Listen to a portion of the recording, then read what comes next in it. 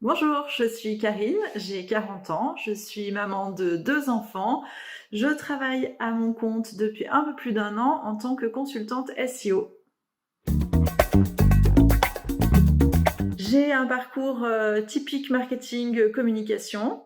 J'ai fait d'abord une école supérieure de commerce à Clermont-Ferrand et ensuite j'ai derrière moi 15 ans d'activité salariée dans des entreprises qui font plutôt de la distribution alimentaire, agroalimentaire, et j'ai occupé des postes différents en marketing, chef de projet marketing, chef de produit, responsable marketing. J'ai fait aussi un peu de communication et un peu de digital dans ces entreprises-là.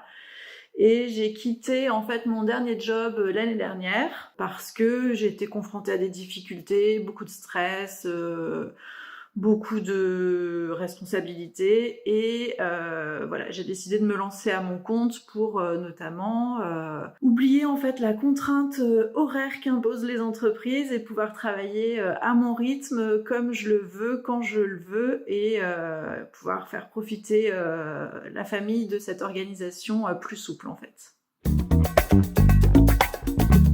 Mon entreprise propose en fait des prestations en marketing digital. Et plus particulièrement en fait en référencement naturel, SEO in English. Et voilà, j'accompagne des TPE et des PME pour leur référencement naturel. Le SEO, c'est une branche du marketing digital, c'est aussi un levier d'acquisition client, voilà. En fait, c'est un ensemble de techniques qui permettent de donner de la visibilité à un site internet sur les pages de Google.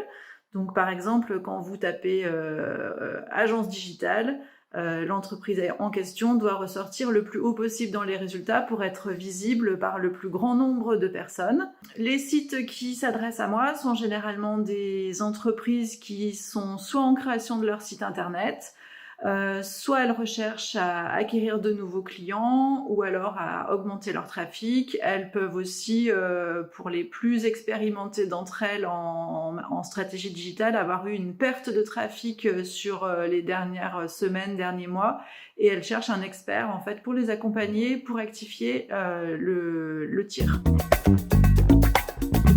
C'est la diversité des missions et des entreprises que j'accompagne. En fait, voilà, on fait jamais la même chose, les stratégies sont différentes, les attentes sont différentes, donc ça demande de se réinventer un petit peu chaque jour, et c'est ça qui est assez passionnant.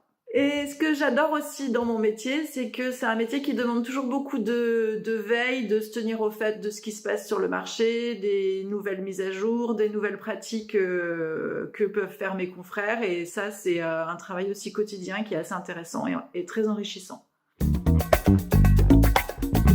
C'est un peu les histoires sans lendemain. Donc c'est des clients qui sont pas forcément désagréables ni pénibles, c'est pas des mauvais clients, mais en fait ils ont forcément une idée très précise de ce qu'ils veulent, ils demandent une prestation one shot, et derrière il y a beaucoup moins de suivi, beaucoup moins d'accompagnement avec eux dans leur stratégie, et ça du coup c'est un peu moins intéressant parce que c'est vraiment du court terme, même si c'est ce qui les satisfait eux de leur côté.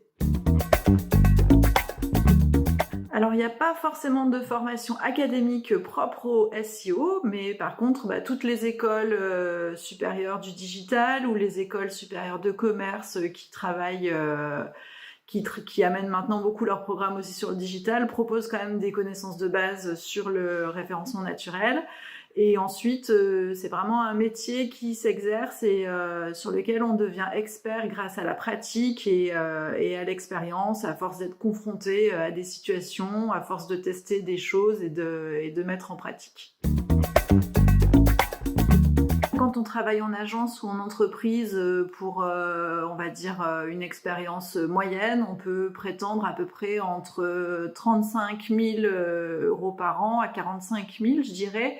Après, en tant que freelance, c'est un petit peu différent. Il faut que le chiffre d'affaires couvre nos charges, nos frais, donc le montage est un peu différent, mais ça revient à peu près au même. Moi je dirais oser en fait, oser changer, oser se tromper, oser prendre le mauvais chemin pour rectifier ensuite, oser sortir de sa zone de confort, oser prendre des risques, tout ça au final ça reste payant je pense. Alors où peut-on cacher un cadavre? En deuxième page de Google, parce que personne n'y va. C'est Dua Lipa et Angèle. J'adore en ce moment. C'est ça. Et je sais que je perds de temps dans tes bras.